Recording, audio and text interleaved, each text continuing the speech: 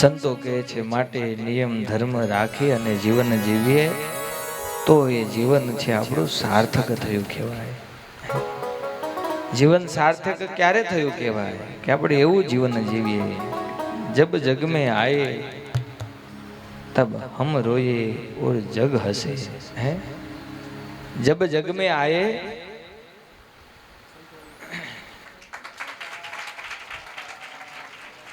સભાની અંદર પૂજ્ય ભગવત સ્વામી પધાર્યા છે. આપણે તાળીઓના નાદથી સ્વામીને વધાવીએ.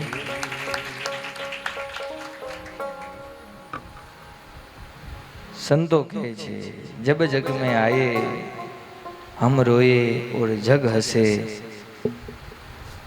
ऐसी करनी चलो हम हसे और जग रोए. હે આપણું જ્યારે જગતમાં આગમન થયું ને, જન્મ થયો ત્યારે આપણે રડતા હોઈએ છીએ અને આખો પરિવાર છે રાજી થઈને હસતો હોય છે કે અમારે ત્યાં દીકરાનો જન્મ થયો, અમારે ત્યાં દીકરીનો જન્મ થયો. कुछ ऐसी करनी चाहिए. हाँ, કંઈક જીવનમાં એવું કરીને જઈએ કે તબ હમ હસે ઓર જગ રોએ. હે આપણે હસતા હસતા જઈએ અને લોકો બધા રડે કે માણસ બહુ સારા હતા. હો હા, આપણું જીવન એવું હોવું જોઈએ કે આપણને જોઈને 5 લોકો રાજી થાય કે સારો માણસ. 5 બેઠા હોય ને ત્યાં જઈને એવી રીતના જઈએ કે ઓલા શાંતિથી બેઠા હોય ને ઝઘડાવીને બહાર આવીએ. હે એટલે કીધું ને, એક વિદેશ ગયો ને વિસરે, એક પાસે બેઠો ન પોહાય. હારો માણસ હોય ને એ બહાર જાય, વિદેશ જાય ને તો લોકો કાયમ એને યાદ કરે કે આપણા ગામના માણસ બહુ સારા હતા. એક પાસે બેઠો ન પોહાય. હા, આવતો જોવે ને લોકો મોઢું બગાડે કે આ ક્યાં આવ્યો, હમણાં કંઈક નવું કરશે. સમજાય છે? હા, એટલે એવું જીવનની અંદર કંઈક આપણે જીવીને જઈએ કે લોકો આપણને યાદ રાખે. હા, આપણે આજે દાદા ખાચરને યાદ કરીએ છીએ, સુરા બાપુને યાદ કરીએ છીએ, પર્વતભાઈને, નાજા જોગિયાને, આ બધા ભક્તોને આપણે યાદ કરીએ છીએ. શા માટે? આપણને આપણા પરિવારની 7મી પેઢી યાદ નથી અને આપણને દાદા બાપુને યાદ છે. હે આપણને સુરા ખાચર યાદ છે, આપણને જોગન પગી યાદ છે. કેમ? આપણને નરસિંહ મહેતા યાદ છે, આપણને મીરાબાઈ યાદ છે, મહારાષ્ટ્રના સંત તુકારામ થઈ ગયા આપણને એ યાદ છે. હે એકનાથજી થઈ ગયા એ યાદ છે. કેમ? કે એવું જીવન જીવીને ગયા કે આજે પણ લોકો એને યાદ કરે છે. હા, સત્સંગ ને નિયમ ધર્મ એટલે કીધું નિયમ નિશ્ચય અને પક્ષ, આ 3 આપણા દ્રઢ સત્સંગની અંદર હોવા જોઈએ. નિયમ નિશ્ચય અને પક્ષ. મહારાજ કે સત્સંગ કરો તો આવો કરો. હા, અહીંયા પણ નિષ્કુળાનંદ સ્વામી લખે છે, જ્યારે જ્યારે સંત છે ભગવાનને યાદ કરે ત્યારે ભગવાન છે પોતાના ઐશ્વર્ય દ્વારા એ સંતના કાર્ય કરે છે. ભગવાન પોતે આ ઐશ્વર્યકારી લીલાઓ પોતાના ભક્તની રક્ષા માટે અનેક પરચાઓ આપે છે. પીઠવાજાળ નામનું ગામ છે ને ત્યાં આંબાભાઈ કરી અને આંબા ભગત થઈ ગયા. પીઠવાજાળ અમરેલી પાસે એ ગામ આવ્યા. એ આંબાભાઈ એનું નામ આંબા ભગત તરીકે ઓળખાય.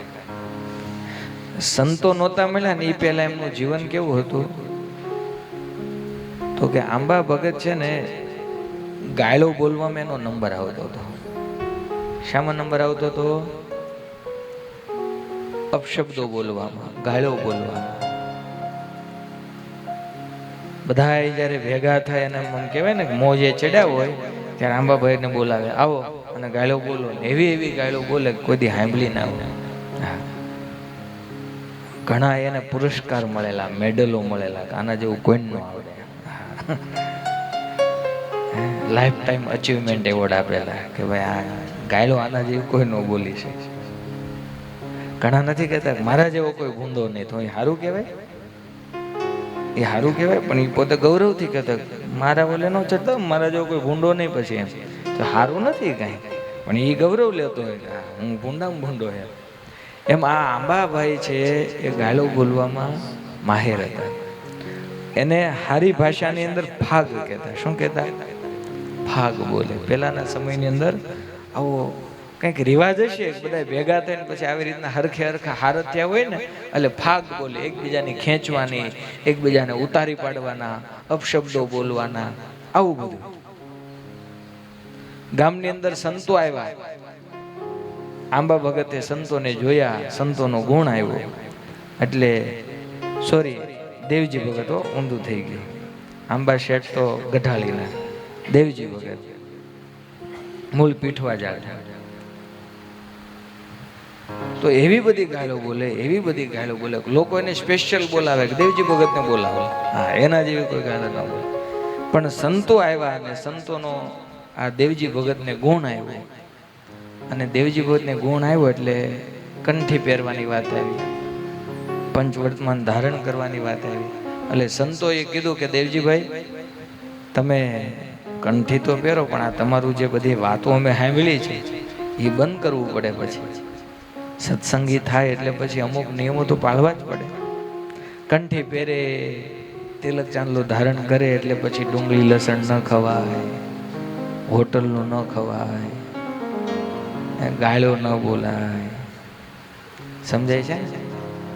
જોવાન્યા હોટલનું ખાતા હશે, બરાબર? આપણાથી ખવાય નહીં.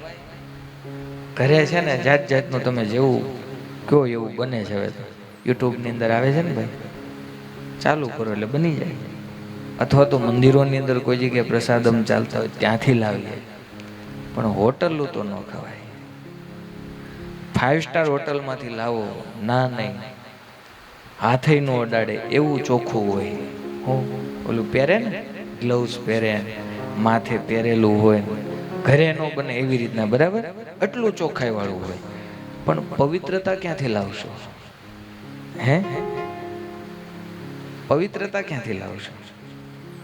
ચોખ્ખાઈ તો મળી જશે, એમાં ના ડબલ ફિલ્ટર કરેલું તેલ વાપરતા હશે, એમાંય ના ક્વોલિટી વાળો કે ગુણવત્તા વાળો બધો સામાન હોય. એની અંદર જે કાંઈ વસ્તુ વપરાતી હોય, સારામાં સારી જે કંપનીની આવતી હોય એ એમાં નાખતા હોય. પણ પવિત્રતા ક્યાંથી આવશે? જે ઘરે માં બનાવતી હોય ને સ્વામિનારાયણ સ્વામિનારાયણ ભજન કરતા હોય, કીર્તન બોલતા હોય, કથા સાંભળતા હોય. હમણાં આ બનશે એટલે પેલો મહારાજને થાળ ધરાવવો છે ને મહારાજ જમશે ને પછી જમાડવાના, આ જે બધો ભાવ છે એ ત્યાં ક્યાંથી આવશે? ત્યાં કોણ બનાવે છે? કેવા ભાવથી બનાવે છે? આપણને ક્યાં ખબર છે? હે, સત્સંગની અંદર ભવિષ્યમાં આગળ વધવું હોય, મહારાજની નજીક જવું હોય તો આ બંધ કરવું પડશે. ઉંમર અવસ્થા એવી હોય, ખાલી જુવાનિયાની ઘણા 70-80 વર્ષના દાદા હોય બહાર જતા હોય. હો, હા, કાલે કીધું તું ને, એ રેકડી ઉપર પાણી, ઓલી લારી ઉપર, હા, આ ડીશ લઈને ઊભા હોય. હો, બહુ સરસ. હમણાં એક વિડીયો આવ્યો ને, એમાં આવ્યું હતું કે આપણે કોઈ લારી એક હોટલે ઊભા રહીએ ને એટલે આપણે એકલા નહીં પણ આખા સત્સંગને આપણે ત્યાં ઊભો રાખીએ છીએ. હે, આપણે એકલા ઉગતા તિલક ચાંદલો હોય, કંઠી હોય ને પછી હોટલે રેકડી ઊભી ને એટલે આખો સત્સંગ ત્યાં ઊભો રહે. કારણ કે જે નીકળે એમ કે સ્વામિનારાયણ વાળો લાગે છો, એ મને તમને કોઈને ઓળખતા નથી, સ્વામિનારાયણને ઓળખે છે. દ્રઢ નિયમ લેવો, હા, દ્રઢ કરવું. હજી કહું છું, આપણા વડવાઓએ પરિવાર છોડ્યા, જ્ઞાતિ છોડી, ઘર બાર છોડ્યા, દુઃખી થયા, હેરાન થયા, પણ સ્વામિનારાયણને ન છોડ્યા. આપણે તો ખાલી હોટલનું ખાવાનું છોડવાનું છે, ડુંગળી લસણ છોડવાના, તમાકુ માવા છોડવાના, બહુ જાજુ કાંઈ છોડવાનું છે? હે, ઘર છોડવાની વાત હોય તો હજી સમજ્યા કે ન છોડે. એટલું ન થાય. અને જો આપણાથી સ્વામિનારાયણ ભગવાન માટે એટલું ન થાય તો આપણા સત્સંગમાં ધૂળ પડી હોય. હે, હા, તો આપણા સત્સંગનો કોઈ મિનિંગ રહેતો નથી કે જો આપણે આ ન કરી શકીએ. હા, 41મો પાટોત્સવ છે ને, એટલે ફરી વિનંતી કરું છું, કંઈક મહારાજ રાજી થાય ને એવું તિલક ચાંદલો ન કરતા હોય તો તિલક ચાંદલો કરવાનો નિયમ લેજો. સમજ્યા? કોરું કપાળ નો રાખવું ભાઈ. હા, કોરું કપાળ છે ને એ ધણી વગરની જમીન કહેવાય. ત્યાં ઉકળો કરે લોકો ભાઈ. શું કરે? જેવી ફરતી કોર પેલી બંધાય ને, શું કે ફેન્સિંગ, એટલે એની કિંમત વધવા માંડે. આનો કોઈ માલિક છે ભાઈ. નતર ગમે એ આવે ઢોર બાંધી જાય ને ઉકળો કરી જાય ને કચરો નાખી જાય ને પછી ત્યાં દારૂની બોટલો પડી હોય ને આમ તે સમજાય છે ને.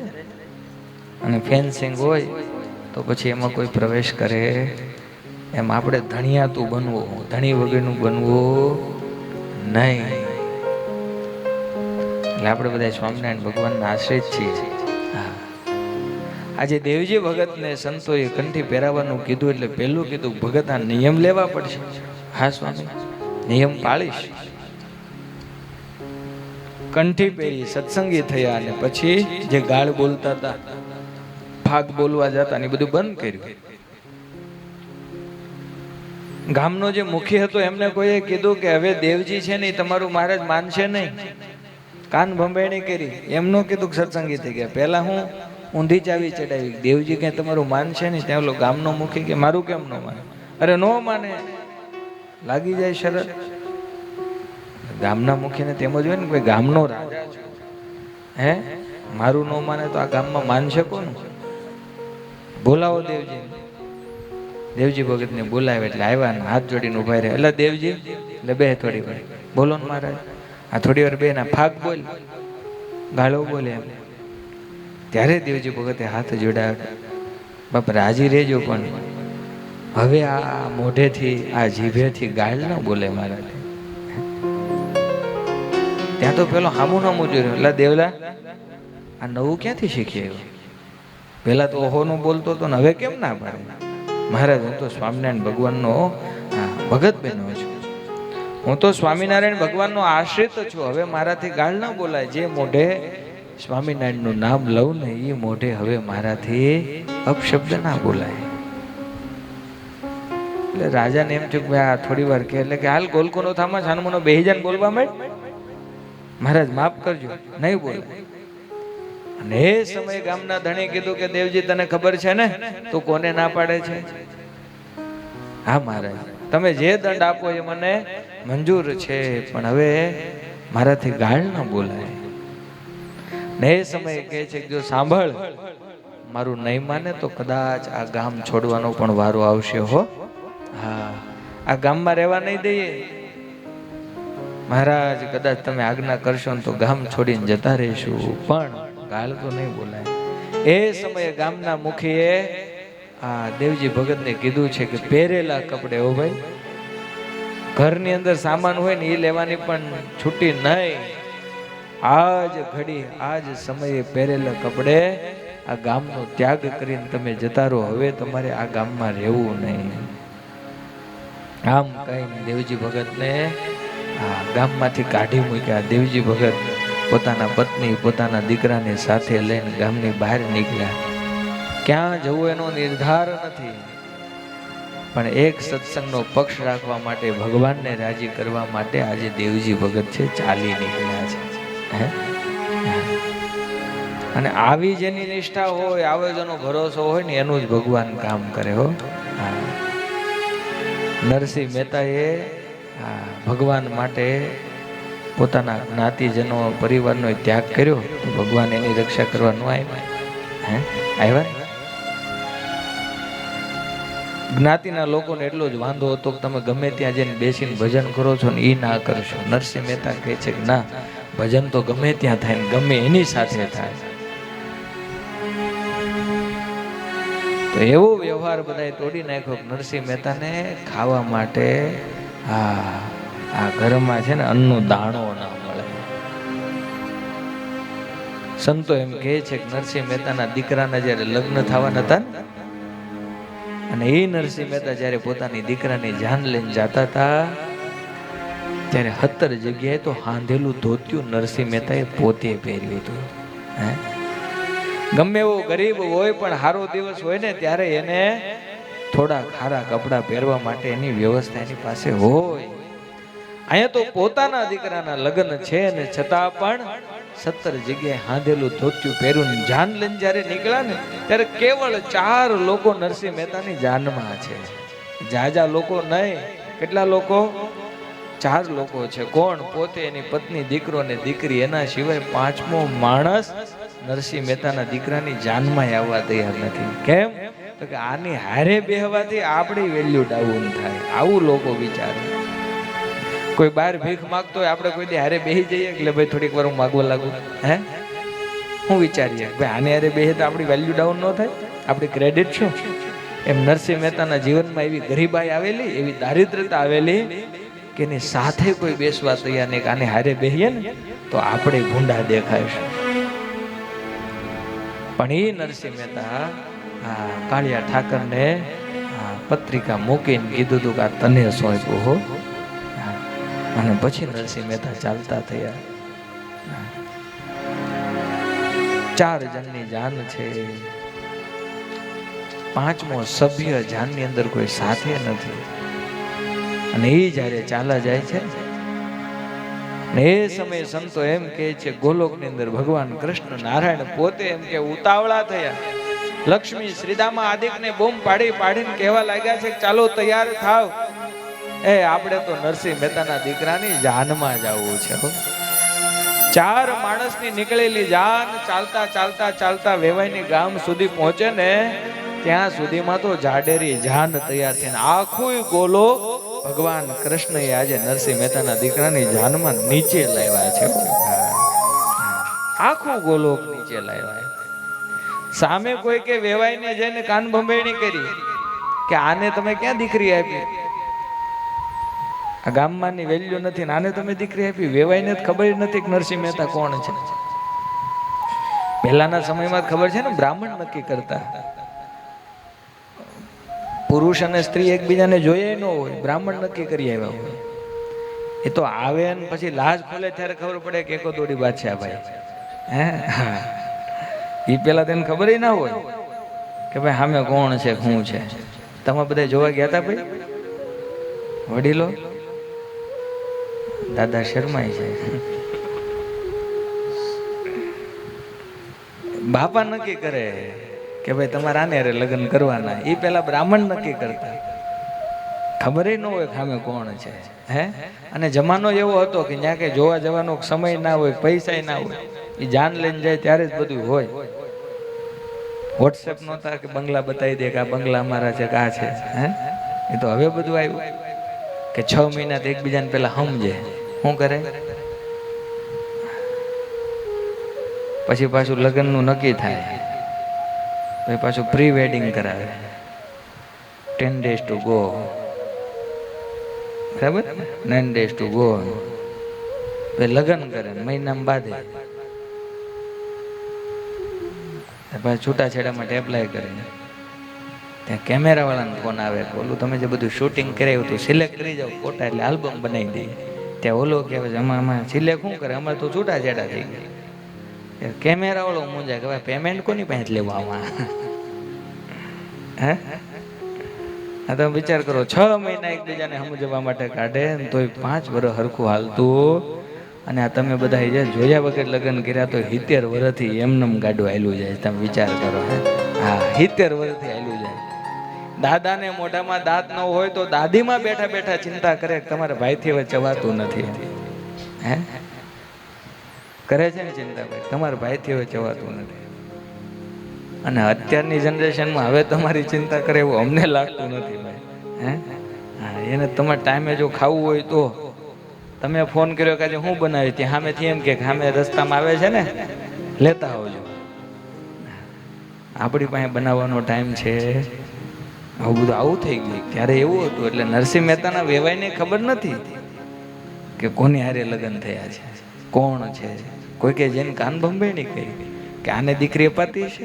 એટલે પેલા વેવાઈએ શું કર્યું, ગામની ભાગોળ એક તંબુ બાંધી દીધેલો ઉતારા માટે. જાનને પેલા ઉતારા આપતા કે આપણે પેલા જોઈ આવશું, જે રીતે કહેવામાં આવ્યું છે એ પ્રમાણે જ હોય તો આપણે આપણી દીકરીને આપવી નથી, લીલા તોરણે પાછા.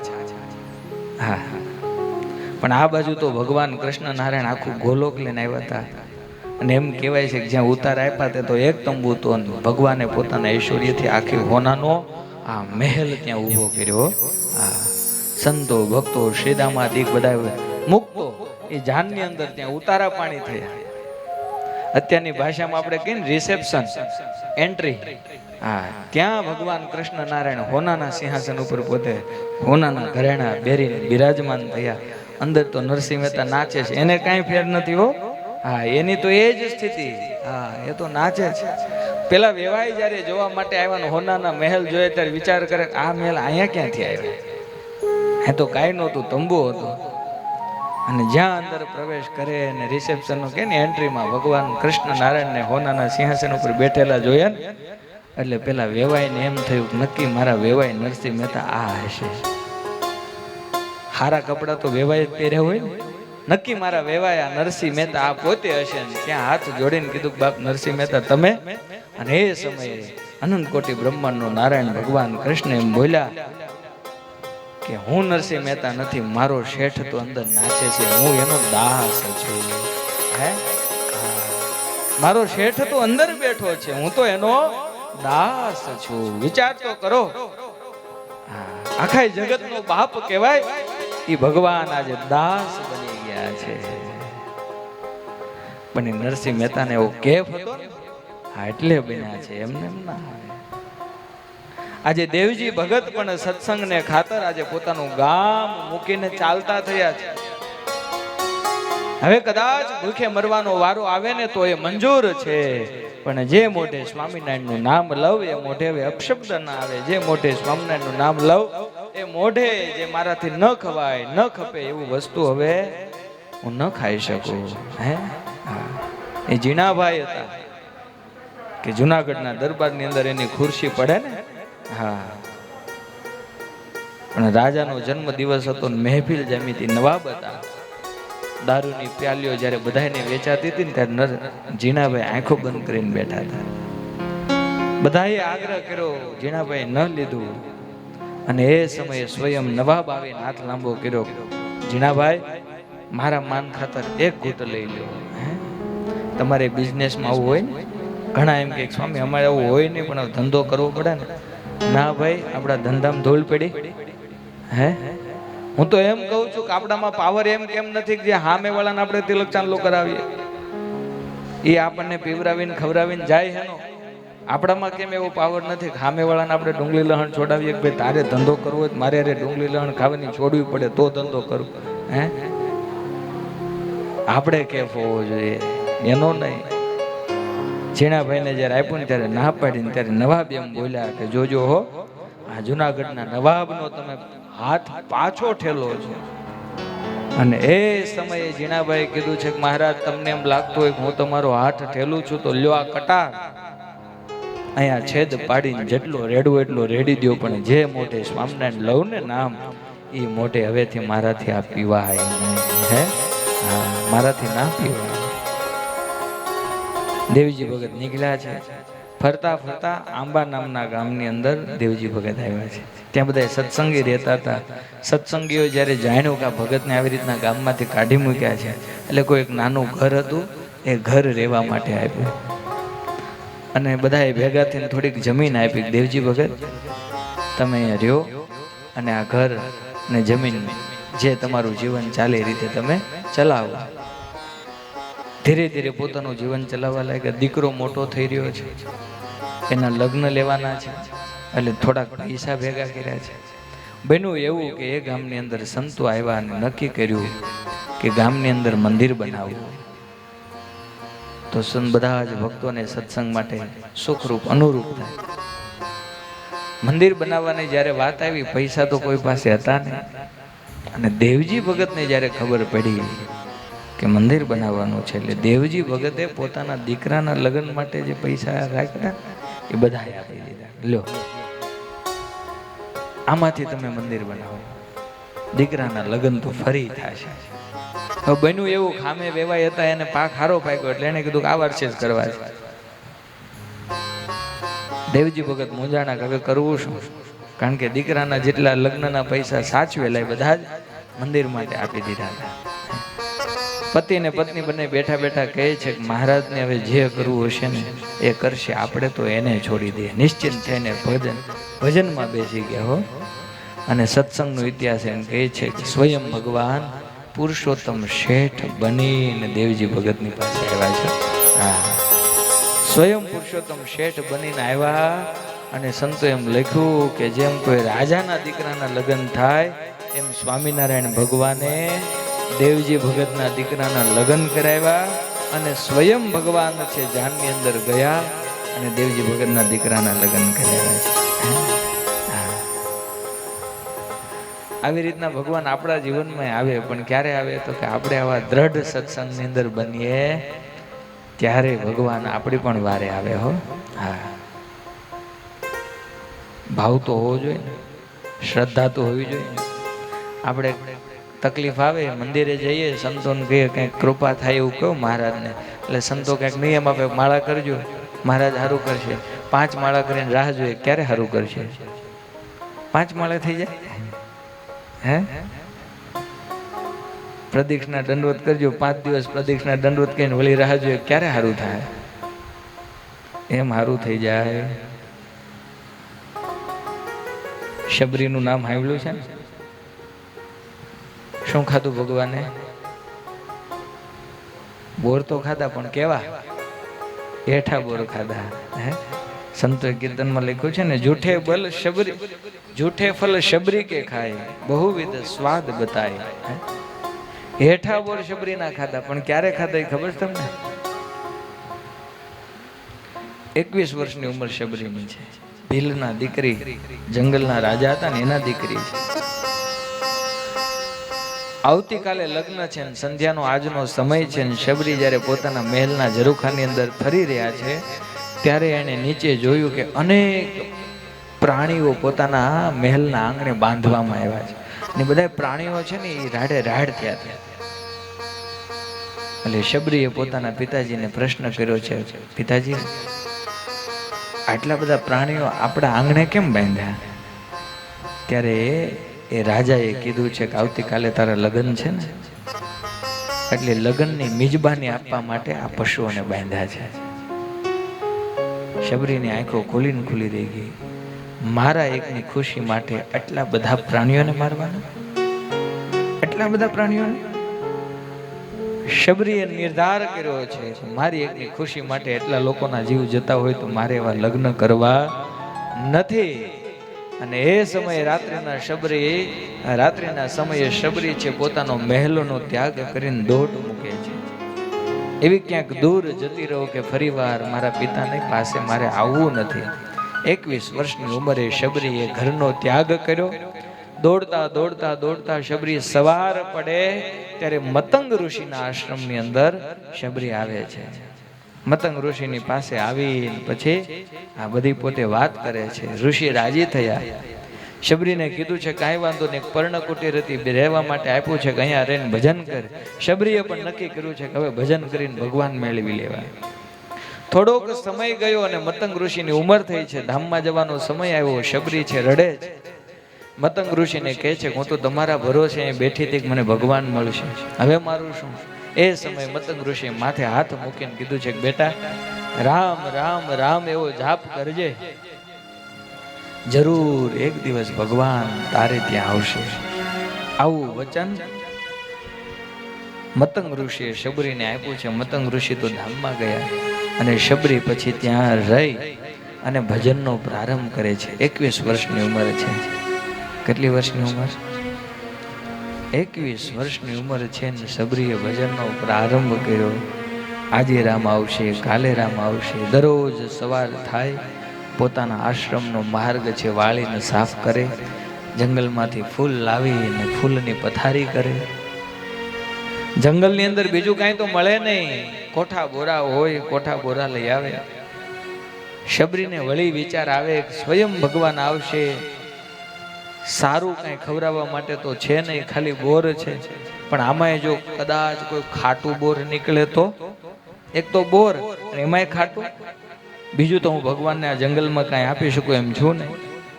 એટલે બોર ચાખે, મીઠું હોય તો રાખવાનું અને બીજું ખાટું હોય તો નાખી દેવાનું. એટલા માટે શબરી બોર ચાખતા. સવારથી સાંજ પડે ત્યાં સુધી રામ રામ એવો જાપ કરીને શબરી રાહ જોવે. સાંજ પડે એટલે ફૂલ કરમાય, બોર લંઘાઈ જાય એટલે એને નાખી દે. ભગવાનને યાદ કરતા કરતા વળી સૂઈ જાય. સવાર પડે એટલે વળી પાછો એ જ ક્રમ.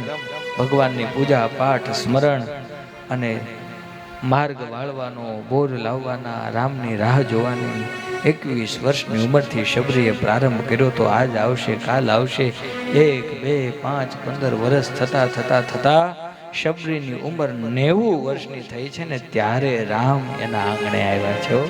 હા, 1-2 દીમાં આવી ગયા નથી. કેટલી વર્ષ ઉંમર થઈ શબરીના? 90 વર્ષ જ્યારે થયા એ સમયે ભગવાન શ્રી રામ છે શબરીના ત્યાં આવ્યા છે અને એટલે હેઠા બોર ખાયા છે. હા, બહુ વિધિ સ્વાદ બતાવી. ભગવાનને મીઠા લાગ્યા નહીં, બોર મીઠા નથી લાગ્યા, પણ 70 વર્ષનો શબરીનો જે પ્રેમ હતો, શબરીની જે રાહ હતી, શબરીની જે ભગવાન પ્રત્યેની શ્રદ્ધા હતી ને, હા, એ ભગવાનને મીઠી લાગી છે. એટલે સંતો કહે છે, झूठे फैल शबरी के खाए, झूठे फल शबरी के खाए, बहुविधि स्वाद बताई, सब सो ऊंची प्रेम सगाई, सब सो ऊंची प्रेम सगाई,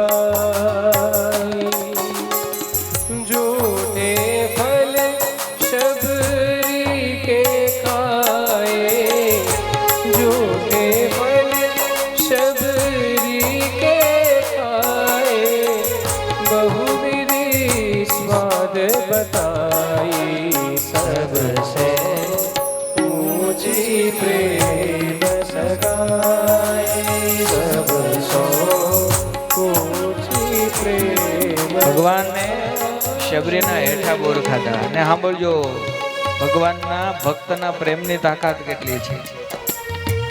ભગવાન શ્રી રામજીએ તો હેઠા બોર ખાધા, પણ જ્યારે લક્ષ્મણને આપ્યા ને ત્યારે લક્ષ્મણ વિચાર કરે કે આ 90 વર્ષના ડોહીમાના હેઠા બોર આપણે ખાવાના હે?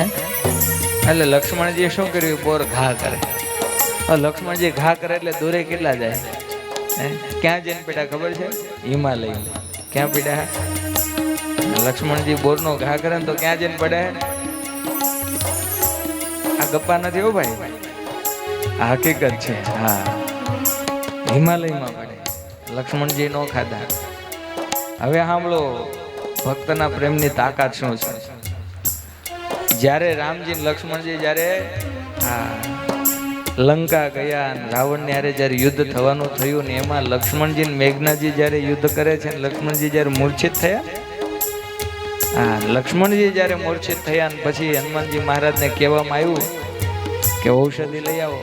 હનુમાનજી મહારાજ ઔષધિ લઈને આવ્યા અને ઔષધિ જ્યારે પાય અને લક્ષ્મણ જેવા બેઠા થયા ને એટલે રામ બોલ્યા કે એદી બોર ખાધા હોત ને તો આજે હોવાનો વારો ન આવતો. આ ઔષધિ કઈ છે કે તમે જે ઘા કરી હતી ને એ બોરમાંથી જે ઔષધિ થઈ ને, હા, એ આ પોતે છે ને એ પીધી એટલે તમે આજે બેઠા છો. આ ભક્તની પ્રેમની તાકાત છે ભાઈ. હા, એટલે ભગવાને કીધું હું છે ને એની પાછળ ભૂમું. હું ભાઈ, હા, પ્રેમી ભક્ત હોય ને એની પાછળ ભગવાન છે ને, હા, ઈ પાછળ એની પાછળ દોડે. સ્વામિનારાયણ ભગવાન દાદા ખાચરની પાછળ જીવુબા લાડુબા એની પાછળ જ પાછળ દોડતા હતા. ગઢડેથી વડતાલ જવું હોય ને તો જીવુબા લાડુબાની આજ્ઞા વિના સ્વામિનારાયણ ભગવાન એક ડગલું આગળ ના વધી શકે. હો, હા, કોઈથી ન બંધાઈ શકે એ ભગવાન આજે જીવુબા લાડુબા જો આ ન પાડે ને તો ગઢડાની વાત તો દૂર છે, દરબાર ગઢની બહાર પગ નો મૂકી શકે. આ પ્રેમની તાકાત છે. અને નિષ્કુળાનંદ સ્વામી પણ હરિસ્મૃતિમાં લખે છે કે મહારાજ આજે આ પોતાના ભક્તને આવા વશ થઈને પોતાના ઐશ્વર્યના દર્શન કરાવે છે. તે સામર્થ્ય સહજાનંદની અચરજકારી છે, કહી કેમ જાય આનંદ કંદની અચરજકારી છે. ગાવું છે ને ભાઈ? હે, ભૂલી ના જતા પાછા. અરે તે સામર્થિ સહજાનંદની અચરજકારી છે, કહી કે બજાય આનંદ કંદની અચરજકારી છે. તે સવારી સહજાનંદની અચરજકારી છે. કહી કે મજાય આનંદ કંદની અચરજકારી છે. એવા અનેક લૌકિક કાજ અચરજકારી છે. કર્યા સંત દ્વારે મહારાજ અચરજકારી છે. એવા અનેક લૌકિક કાજ અચરજકારી છે. કર્યા સંત દ્વારે મહારાજ અચરજકારી છે. કે અચરજકારી છે. કે અચરજકારી છે. એવા અનેક અલૌકિક કાજ કર્યા સંત દ્વારે મહારાજ અચરજકારી છે. હા,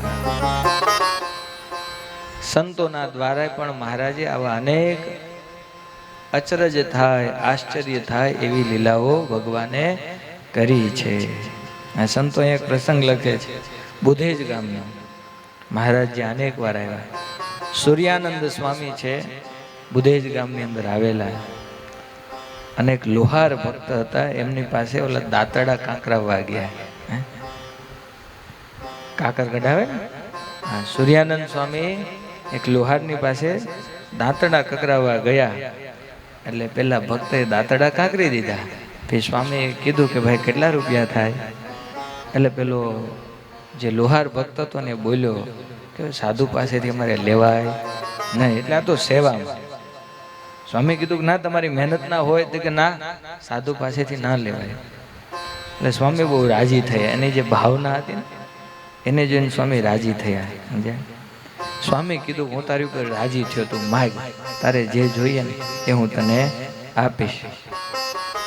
ત્યારે પેલો સંતોષી જીવ હતો, એટલે કહે છે કે ના સ્વામી, મારે બીજું કાંઈ ન જોયું, બસ તમે સાધુ પુરુષ રાજી થાય એટલે બધું આવી ગયું.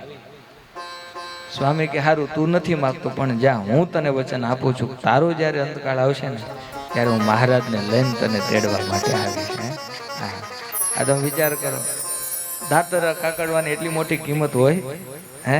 એ સમયની અંદર કેટલા 2-5 પૈસા હોય, 25 પૈસા હોય. 150-200 વર્ષ પહેલાની વાત. કેવડું મોટું ફળ. આ બધી તકની સેવાઓ છે. હો, પોતું મારી દીધું ને જરૂર હોય ત્યારે આપણે વાંકા ના વળીએ ને પછી બધું પતી ગયા પછી લો ઊભા થાવ પોતું મારી દો તો એનો મિનિંગ નથી. સમય આવે ને તકની સેવા કરી લો તો પોતાથી જે કામ ન થાય એ થઈ જાય. હે, આખી જિંદગી ઊંધા માથે લટકેને જે કામ ન કરી શકીએ એ ખાલી પોતા મારવાથી થઈ જાય, ખાલી ખુરશી મૂકવાથી થઈ જાય. હું પણ જરૂર હોય ત્યારે તકની સેવા હોય, કીધું હોય ત્યારે કે હમણાં નહીં જોઉં છું ને પછી આપણે બધા બેસી જાય કે ઊભા થાવ લો પોતું મારું, તો એ પછી નડતર રૂપ થાય, સેવા ન કહેવાય. ઓલા સાધુએ ગોપાળાનંદ છે ને ખાલી પગ દાબ્યા ને, હા, સ્વામી કારિયાણીથી ચાલીને સાળંગપુર આવેલા, ઉમર સ્વામીની, ગોપાળાનંદ સ્વામીની. સ્વામી થાક્યા હતા, ઓલા નાના સાધુ હતા ને સ્વામીના પગ દાબતા હતા, પગ દાબતા દાબતા સ્વામીને ઊંઘ આવી ગઈ. રાત્રિનો સમય.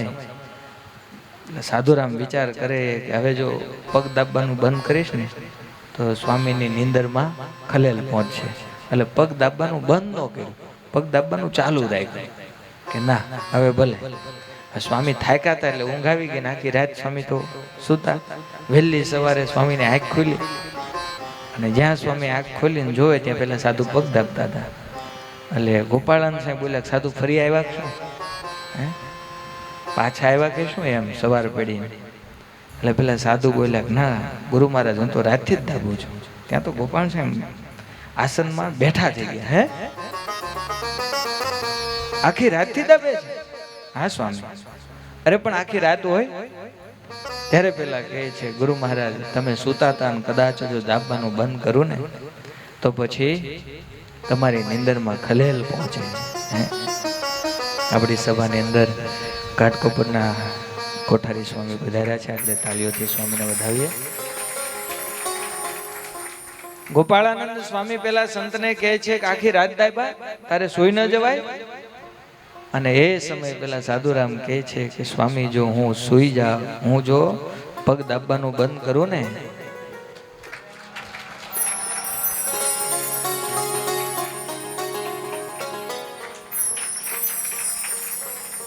પગ દાબવાનું જો બંધ કરું તો તમારી નિંદરમાં ખલેલ પહોંચે, નિંદર બગડે. સ્વામી બહુ રાજી થયા અને ગોપાળાનંદ સ્વામી એ સમયે એમ કીધું કે સાધુરામ, હું તમારા ઉપર રાજી થયો છું, તમે જે માગો ને એ હું તમને આપીશ. ત્યારે કીધું કે બસ ગુરુ મહારાજ રાજી રહ્યો. ના, તું માગ, તું જે માગીશ એ હું તને આપીશ. અને ત્યારે સંત કીધું કે તમે જો રાજી થયા હોય તો યુવા અવસ્થા છે ને એટલે મન સંકલ્પ વિકલ્પ કર્યા કરે છે, મન ઠેકાણે રહેતું ભજનમાં લાગતું નથી. સ્વામી કંઈક એની કૃપા કરો. એ સમયે ગોપાળાનંદ સ્વામી જ્યાં સૂતા હતા ને, લાકડાની હવેલી, લાકડાની થાંભલી, એ થાંભલીની સામે આંગળીને કરીને કે સાધુ જો સાંભળ, આ લાકડાને ક્યારેય સંકલ્પ કાંઈ થાય ને તો તને સંકલ્પ થાય, નકર તને આજથી સંકલ્પ બધાય. આ લાકડાની થાંભલીને કોઈ દી કાંઈ સંકલ્પ થાય તો તારા મનમાં ભગવાન સિવાય બીજો સંકલ્પ થાય, નકર બીજો સંકલ્પ ના થાય. હવે વિચાર કરો, હવે આ વસ્તુ કદાચ આખી જિંદગી ઊંધા માથે લટકી લોટના ગોળા ખાઈને મરી જાય ને તોય મેળ આવે. 8000 વર્ષ સુધી સૌભરી ઋષિ પાણીમાં ઉભા રહીને તપ કર્યું, માછલાના મૈથુનને જોઈને સંસારમાં બંધાણ. હે માંધાતાની પાસે જઈને કે તારી દીકરીઓના લગ્ન કરાય. માંધાતા વિચાર કરે, ખૂબ લકડી શરીર છે, દીકરીઓ મને શ્રાપ આપશે કે બાપા આને હારે ક્યાં પહેણાય. સૌભરી ઋષિએ પોતાના 10,000 વર્ષનું તપ મૂક્યું. વિચાર કરજો, 10,000 વર્ષ સુધી એક પગે ઉભા રહીને પાણીમાં તપ કર્યું હતું. એ આ માયામાં બંધાણા ને એટલે 10,000 વર્ષનું તપ મૂક્યું કે મારું શરીર છે રૂપવાન બને. આમ જોત જોતાની અંદર રૂપનો અંબાર બન્યા. દીકરીઓએ કીધું 50 તૈયાર થયા, અમે બધાય લગ્ન કર્યા. વળી 10,000 નું મૂક્યું, 50 સ્વરૂપે થયા. એક આરે સમૂહ લગ્ન કહે ને ત્યારથી ચાલુ થયા. આ સમૂહ લગ્ન ત્યારથી એક આરે 50 માંડવા મંડાણા ને 50 એ કહેવાય કે ફેરા ને રહેવું ત્યાં. વળી 10,000 નું મૂક્યું. સોભર સોસાયટી એસોસિએશન 50 મંગલા બન્યા. કેટલા બન્યા ભાઈ? 50. આ બનેલી ઘટના છે. અને પછી હજારો વર્ષ સુધી સંસારમાં રહ્યા. લ્યો, નકર 60,000 વર્ષ સુધી તપ કર્યું હતું, પણ મન ફરતા વાર લાગ્યું. અને આ બાજુ ખાલી એક રાત પગ દાબવાના. હે પણ એ તકની સેવા હો. આ દુખતું હોય મંડી પડી એકલા બધા એમ નહીં ભાઈ, રેવા દે ભાઈ, હકેથી હોવા દે, એવું નહીં. તકની સેવા. અને બીજી કોઈ આશા નહોતી, નિસ્વાર્થ ભાવે આ ગોપાળાનંદ સ્વામી જેવા સંતને રાજી કરી દીધા તો કામ થઈ ગયું. સ્વામી કહે છે કે થાંભલીને સંકલ્પ થાય તો તને સંકલ્પ થાય, નતર તને સંકલ્પ નહીં થાય. નતર આ માયા તો કેવી છે? બ્રહ્માનંદ સ્વામી કીધું ને, બ્રહ્મા મોહે શંકર મોહે, આ મોહે વન મેં તપધારી. આ માયા છે એ જેવી તેવી નથી ભાઈ, ભલભલા છે એ આ માયાની અંદર મોહ પામ્યા છે. બ્રહ્માનંદ સ્વામી કીર્તનમાં લખે છે, અરે બ્રહ્મા મોહે શંકર મોહે,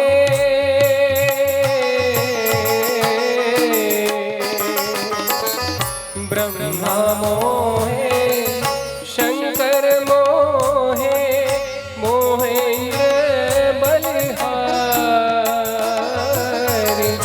નારદ મુનિ સનકાદિક મોહે, નારદ મુનિ સનકાદિક મોહે, દુનિયા કોન વિચારિય હો પ્રભુ, અચરજ માયા તુમ્હારી હો પ્રભુ, અચરજ માયા તુમ્હારી.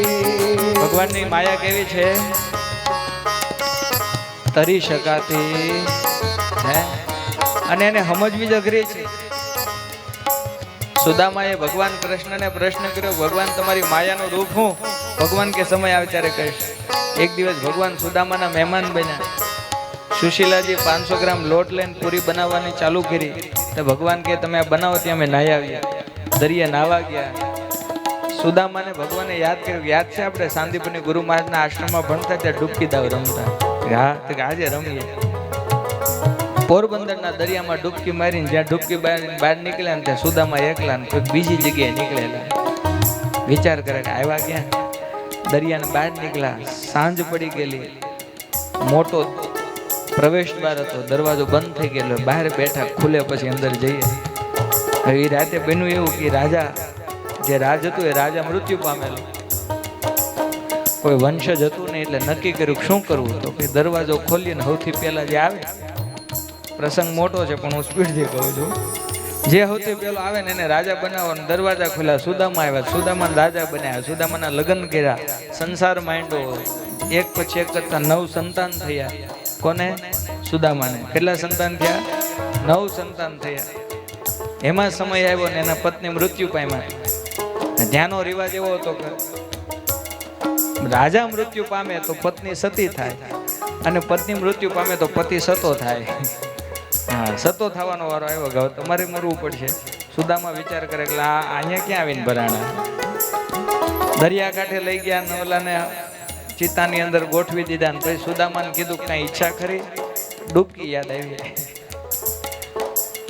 એક વાર કે દરિયામાં નાવું છે, સારું હોય કે ત્યાં લઈ ગયા, ડૂબકી મારીને જે બહાર નીકળે ત્યાં પોરબંદરનો કિનારો, ભગવાન છે, ધોતિયું પહેરતા હતા.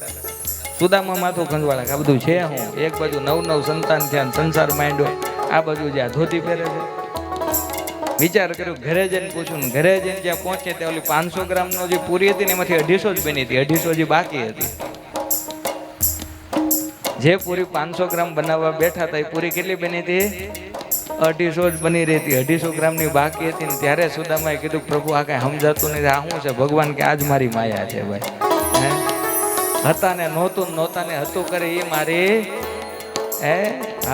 દેવી હેશા ગુણમયી મમ માયા દુરતયા. ભગવાન કૃષ્ણ ગીતામાં કહે છે મારી માયા એવી છે, ત્રિગુણાત્મિકા. શિક્ષાપત્રીમાં મહારાજે કીધું ને, અહમ અને મમત્વની કરાવનારી છે. દેહના વચ્ચે અહમ કરાવે ને સગા સંબંધીમાં મમત્વ કરાવનારી આ માયા છે. દેવી હેશા ગુણમયી મમ માયા દુરતયા. ભગવાન કે કોઈ તરી ન શકે. મામે વય પ્રપદ્યંતે માયા મહેતામ તરંતી તે. ભગવાન કહે છે જે મારું શરણું સ્વીકારે, જે મારો આશરો સ્વીકારે એને માયા તારી દે. હા, માયા તરી જાય એવું નહીં, માયા એને તારી દે છે, નતર એને તરી શકાતી નથી. એટલે બ્રહ્માનંદ સ્વામી છેલ્લી કડીમાં લખે છે, મહારાજ બ્રહ્માજી, ભગવાન શિવ, ઇન્દ્રાદિક તપ કરનારા, વેદને પઢનારા, એ પણ જો આ માયાની અંદર મોહ પામતા હોય, દુનિયા કોણ બિચારી, આપણે તો બધા સામાન્ય માણસ છીએ, આને તરી શકાય નહીં. પણ બ્રહ્માનંદ સ્વામી કે જીસ પર કૃપા હોય તમારી, હે પ્રભુ, હા તમારી જેના ઉપર કૃપા હોય ને એ માયા છે એ સહેજે સહેજે તરી જાય છે. जिस पर कृपा होय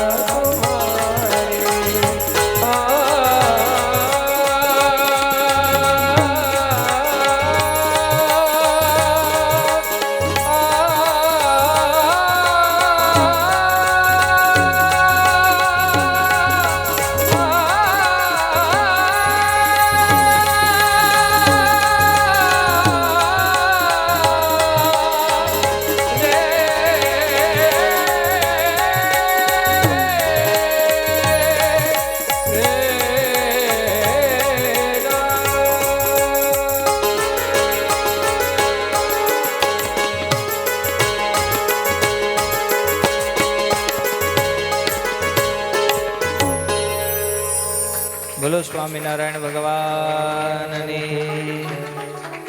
એટલું સારું કહ્યું ને તાળી બહુ ઓછી પાડી તમે લોકોએ. બ્રહ્માનંદ સ્વામી જ્યારે મહારાજ આગળ ગાતા છે એ માહોલ કેવો હશે? હે એ બ્રહ્માનંદ સ્વામી પ્રેમાનંદ સ્વામીની સારંગી લઈને મહારાજને રાજી કરવા માટે આપણે તો સામાન્ય જીવ છે ને તોય એટલું સારું લાગે.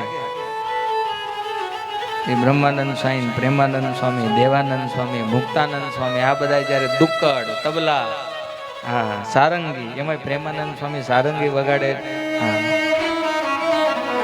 બેરો માણસ હોય ને એ નાચવા મળે હો. હા પ્રેમાનંદ સ્વામી સારંગીની તાકાત આવી.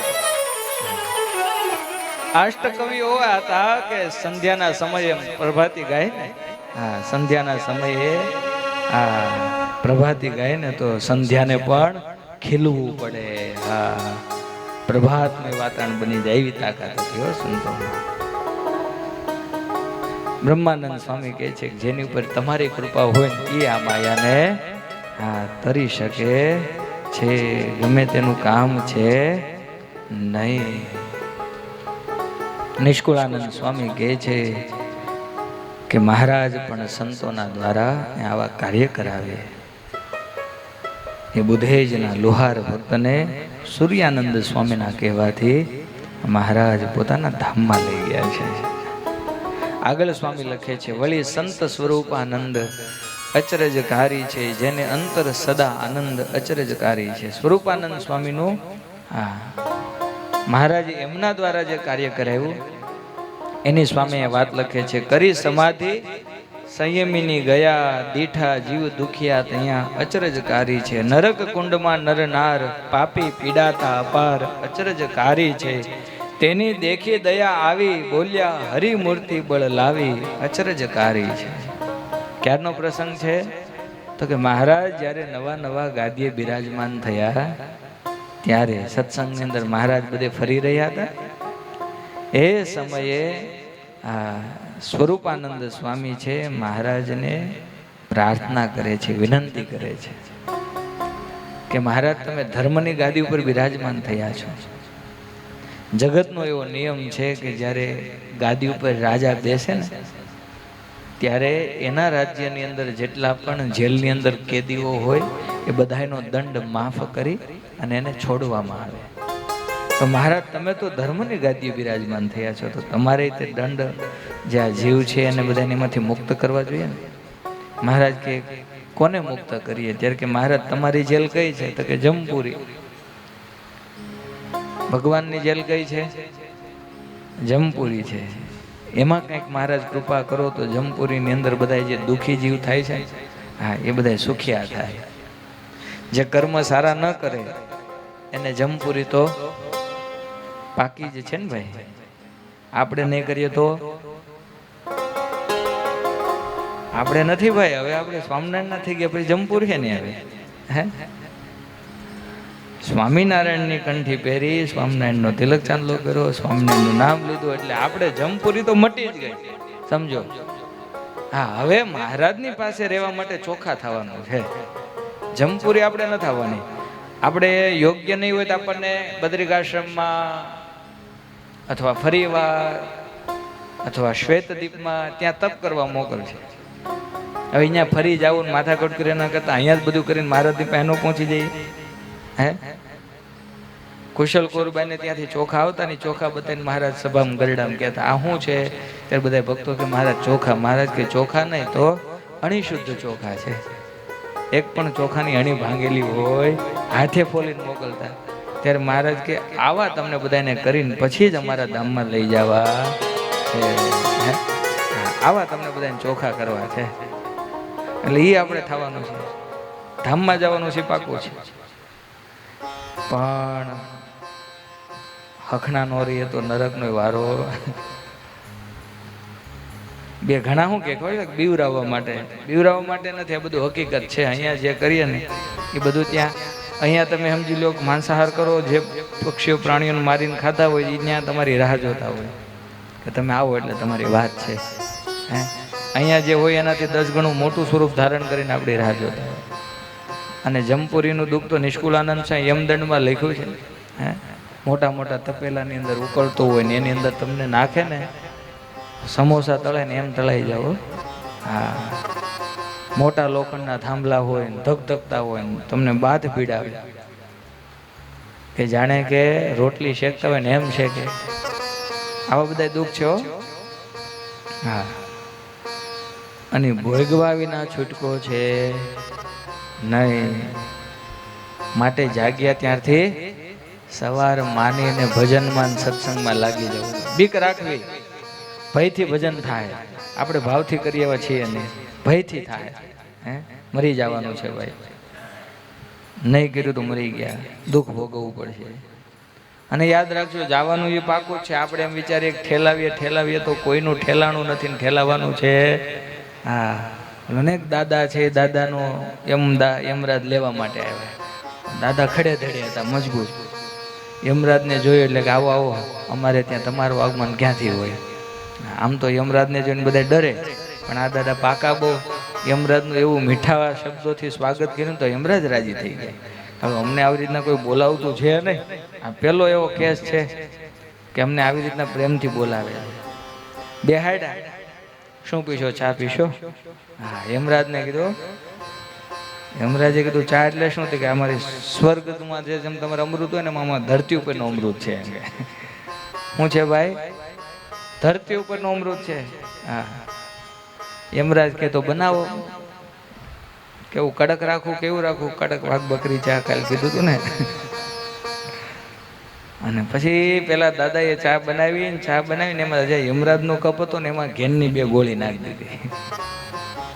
યમરાજે લેતા જાય ગયા. એ 2 ગોળી યમરાજની ઓલા કપમાં ચામાં નાખી દીધી ને યમરાજને આપીને યમરાજે ચા પીધી ને ઘેન ચડ્યું ને યમરાજ તો હુઈ ગયા. તો દાદા ઓલા યમરાજના ખીચા ખખોળે, એમાંથી ઓલો લિસ્ટ નીકળ્યું. બધાને લઈ જવાના હોય ને, વર્દી મળેલી હોય, કેટલી એટલી આજે વર્દી મારવાની એમ. તો એ લાંબુ લિસ્ટ હતું ને એમાં સૌથી પેલું નામ કોનું હતું? આ દાદાનું હતું. એટલે દાદાએ ઓલું પેન્સિલથી લખેલું હતું ભૂહીન, સૌથી છેલ્લે નામ લખી નાખ્યું કે ભાઈ આટલું લાંબુ લિસ્ટ છે, 1-2 વર્ષ તો આપણે નીકળી જાય. એમ વિચાર કરીને પેલું નામ ભૂહીન છેલ્લું કરી નાખ્યું. વળી પાછું એ ગોળ વાળીને યમરાજના ખીચા મૂકી દીધું. 2 કલાક પછી યમરાજ જાગ્યા. હવે આખી જિંદગીની અંદર યમરાજે પહેલી વાર 2 કલાક આરામ કર્યો. કારણ કે ભગવાને એવી એને જોબ આપેલી છે કે 24 કલાક ચાલુ હોય, ઇમરજન્સી. પાડો થાકી જાય પણ ડ્યુટી પૂરી થાય. એટલે આજે પાડોય રાજી હતો ને યમરાજે રાજી હતા કે ભાઈ 2 કલાક આરામ મળ્યો આપણને. હા, એટલે યમરાજ બહુ રાજી થયા કે દાદા તમારે જેવું આજ સુધી મને કોઈ જીવ મળ્યો નથી. બહુ રાજી થયો. હા, જો સાંભળો, હું રાજી થયો છું ને, દર વખતે પહેલેથી ચાલુ કરું છું, આજે છેલ્લેથી ચાલુ કરી છે. દરરોજ પહેલેથી ચાલુ કરું છું, પણ આજે દાદા કે ભરો બિસ્તરા હાલો. ચા નુકસાનમાં ગઈ, 2 ગોળીઓ આપણી ફેલ ગઈ. કહેવાનું શું? જવાનું છે, પાકું છે. પણ એમ લેવા આવે ના કરતા ભગવાન અથવા ભગવાનના પાર્ષદો લેવા આવે ને એવું આપણે જીવન આ બનાવવાનું છે. આજે સ્વરૂપાનંદ સ્વામી કહે છે કે મહારાજ કંઈક કૃપા કરો. આ યમપુરી રૂપી તમારી જેલમાં જેટલા પણ જીવ દુઃખ અત્યારે ભોગવી રહ્યા છે એને તમે સુખ્યા કરો. મહારાજે કીધું છે કે સારું, તમે જમપુરીમાં જઈ અને બધા જીવ છે એને છૂટા કરો. સ્વરૂપાનંદ સાહેબ પણ મહારાજ કઈ રીતે? બસ ત્યાં જઈને શું કરવાનું? સ્વામિનારાયણ સ્વામિનારાયણ તાળી પાડીને તમે બધાય સ્વામિનારાયણ સ્વામિનારાયણ એવો જાપ કરશો ને એટલે કહે છે કે જરૂર એ બધા જીવ છે ત્યાંથી છૂટા થશે. અને પછી સ્વરૂપાનંદ સ્વામી મહારાજની ઈચ્છાથી સમાધિમાં ગયા અને સમાધિની અંદર જઈ નરકમાં જઈને જોવે અનેક જીવ છે યમના આ દૂતોના દ્વારા અનેક પીડાઓને સહન કરે છે. સ્વામીને દયા આવીને એ સમયે સ્વરૂપાનંદ સ્વામી છે સ્વામિનારાયણ સ્વામિનારાયણ સ્વામિનારાયણ એવું તાળી પાડી અને આ ધૂન કરવા લાગ્યા. કરવી છે ધીરે ધીરે આ પાડો તમે.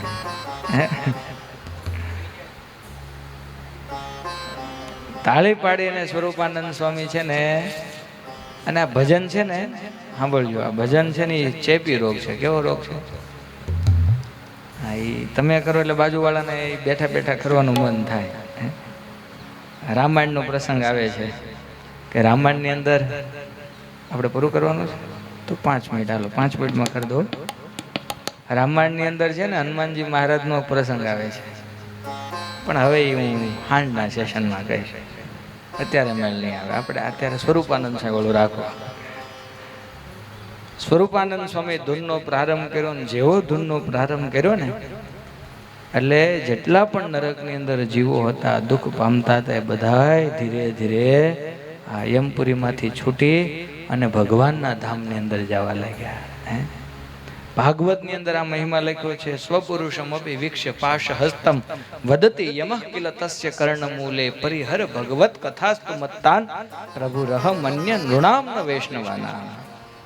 સ્વયં યમરાજ પોતાના યમદૂતોને કહે છે કે હે મારા પ્યારા દૂતો, સ્વપુરુષમ, હા એટલે કે પોતાના દૂતો એને કહે છે અહીંયા આવો કર્ણમૂલે.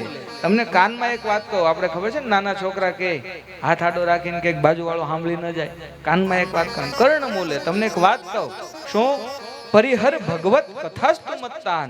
તમે ભલે આ મૃત્યુ લોક ઉપર, પૃથ્વી લોક ઉપર જીવને લેવા માટે જાઓ છો, પણ એક વાતનું ખાસ ધ્યાન રાખજો. શું? તો કે જ્યાં પરસ્પર બેસી અને પરિહર ભગવત કથાસ્તુ મત્તાન, આ પરસ્પર બેસીને જ્યાં ભગવાનની વાત થતી હોય ને, અને એમાં કોઈનો જો અંતકાળ આવ્યો હોય તો એને તમારે મારી પાસે લાવવા. કદાચ ઈ જે ભગવાનની વાત થતી હોય એમાં કોઈ પાપી આવીને બેઠો હોય ને એનોય કદાચ અંતકાળ આવ્યો હોય તો એને પણ તમારે મારી પાસે લાવવા નહીં. આવું કીધું. યમરાજ કહે છે ભાગવતના મહાત્માના 6 અધ્યાયની અંદર આ વાત આવે છે કે તમે એને લાવવા ને કેમ? નૃણામ ન વૈષ્ણવાનામ. એ ભગવાનના ભક્તની સામે એમ પોતે એમ કહે છે કે હું જોવા પણ સમર્થ થતો નથી. આ ભગવાનના ભજનનો ને આ ભગવાનની કથાનો મહિમા છે. અહીંયા આવીને બહેન કોઈનું મૃત્યુ હોય ને કદાચ જીવનમાં પાપ કર્યા હોય ને તો એ ભગવાનનો અધિકારી, ધામનો અધિકારી થાય, પણ નરક ના થાય. કર્ણમૂલે શા માટે કાનમાં કીધી? તો એમ કીધું ભાગવતે કે યમરાજ કદાચ ભગવાન શબ્દ એવું બોલે ને જો સાંભળી જાય ને તો જે સાંભળી જાય એનું તરત કલ્યાણ થઈ જાય, એટલે કાનમાં કીધું સાંભળી ન જવા જોઈએ.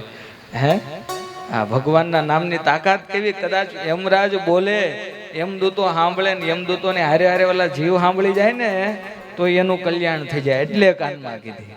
આ ભગવાનની નામની તાકાત છે. સ્વરૂપાનંદ સ્વામીએ પણ આ જ મહામંત્રનું આજે ગાન કરી અને યમના કુંડો ખાલી કરાવ્યા છે. આવો આપણે પણ આ સૌને ગમતું હૈયે રમતું હા સ્વામિનારાયણ નામ 2 મિનિટ આપણે ધૂન કરી અને આપણી કથાને વિરામ આપીએ. હરે સ્વામિનારાયણ નું નામ, સ્વામિનારાયણ નું નામ, સ્વામિનારાયણ. તાલી કે સાથ ગાઈએ. સ્વામિનારાયણ નું નામ, સ્વામિનારાયણ નું નામ, સ્વામિનારાયણ. હૈયે રમતું સૌને ગમતું સ્વામિનારાયણ નામ, હૈયે રમતું સૌને ગમતું, ઓ હૈયે રમતું સૌને ગમતું સ્વામિનારાયણ નામ, હૈયે રમતું સૌને ગમતું. જય જય સ્વામિનારાયણ, જય જય સ્વામિનારાયણ, જય જય હરે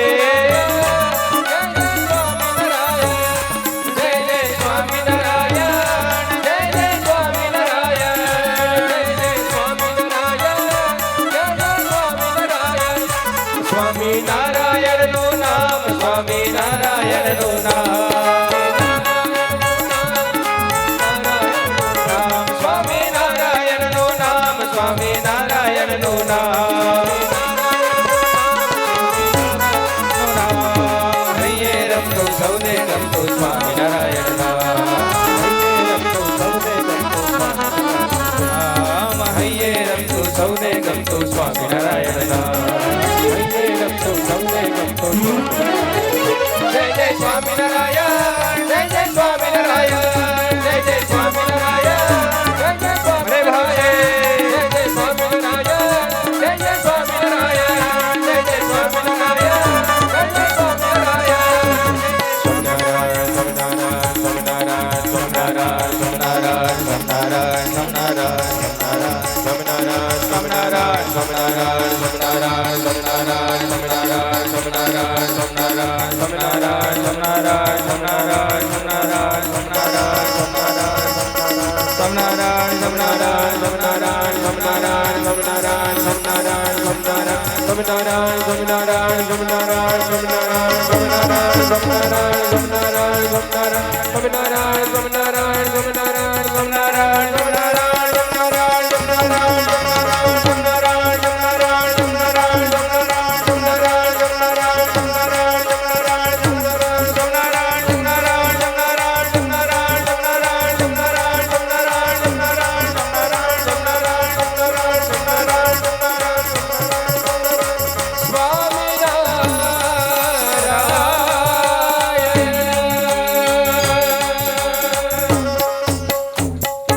બોલો સ્વામિનારાયણ ભગવાન સર્વે ભક્તોને ભાવથી જય શ્રી સ્વામિનારાયણ.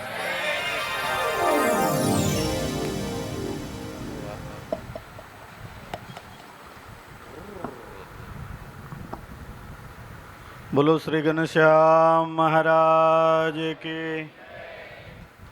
ભલા ભક્તજનો, મંદિરમાં વિરાજમાન શ્રી ઘનશ્યામ મહારાજના 41મા વાર્ષિક પાટોત્સવને નિમિત્ત બનાવી અને આપણે 3 દિવસથી હરિસ્મૃતિની કથાનું શ્રવણ પૂજ્ય શાસ્ત્રી સ્વામી પ્રિયદર્શનદાસજી સ્વામીના મુખેથી કરી રહ્યા છે. ત્યારે આવો જોરદાર તાલીઓથી આપણે એમને વધાવી લઈશું.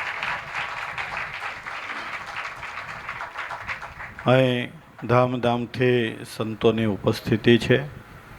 મુંબઈ ઘાટકોપર મંદિરના કોઠારી સ્વામી યોગેશ્વર પ્રસાદદાસજી સ્વામી તેમજ મીરા રોડ મંદિરના કોઠારી સ્વામી ભગવતદાસ સ્વામી ઉપસ્થિત છે. હું જીતુભાઈ શાહને વિનંતી કરીશ, તેઓ પધારશે અને બંને સંતોને પુષ્પમાળા પહેરાવી સ્વાગત પૂજન કરશે. ભલા ભક્તજનો, કથાના સહયજમાન પરમ ભક્ત શ્રી કલાબેન કિશોરભાઈ સોલંકી હસ્તે વિવેક અને વિશાલ જો ઉપસ્થિત હોય ત્યાં તો તેઓ પધારશે અને પૂજ્ય સ્વામીજી પાસેથી પ્રસાદીની પુષ્પમાળા સ્વીકાર કરશે. એવી રીતના જે આપણા સત્સંગીઓ છે, હમણાં જ સરસ મજાનું ICSCનું રિઝલ્ટ આવ્યું, એમાં આપણા નારાયણભાઈ પ્રધાનાણી, એમના દીકરાનો દીકરો એટલે વિહાન વિનીત પ્રધાનાણી, એને હું વિનંતી કરીશ એની સ્કૂલમાં ફર્સ્ટ બિલબોંગ ઇન્ટરનેશનલ સ્કૂલ થાણે અને ICSCમાં 98.33% આવ્યા છે. તો પૂજ્ય સ્વામીજી પાસે વિહંગ આવશે અને આશીર્વાદ લેશે.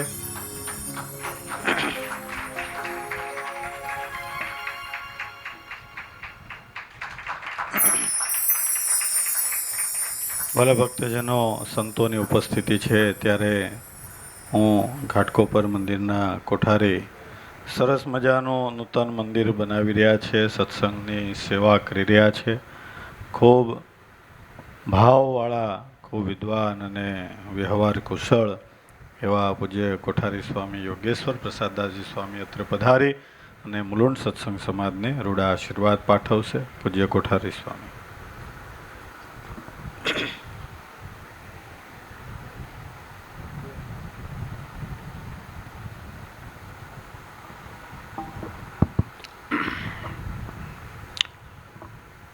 આરાધ્ય ઇષ્ટદેવ શ્રી હરિકૃષ્ણ મહારાજ, લક્ષ્મીનારાયણ દેવ, ઘનશ્યામ મહારાજ, મુલુંડ સ્વામિનારાયણ મંદિરની અંદર બિરાજમાન પ્રતાપી એવા વાલાવાલા શ્રી ઘનશ્યામ મહારાજના 41 વર્ષ પૂર્ણ થતા હોય પાટોત્સવ પ્રસંગ નિમિત્તે ત્રિદિનાત્મક સુંદર જ્ઞાન યજ્ઞની સપ્તાહનું આયોજન કરવામાં આવ્યું.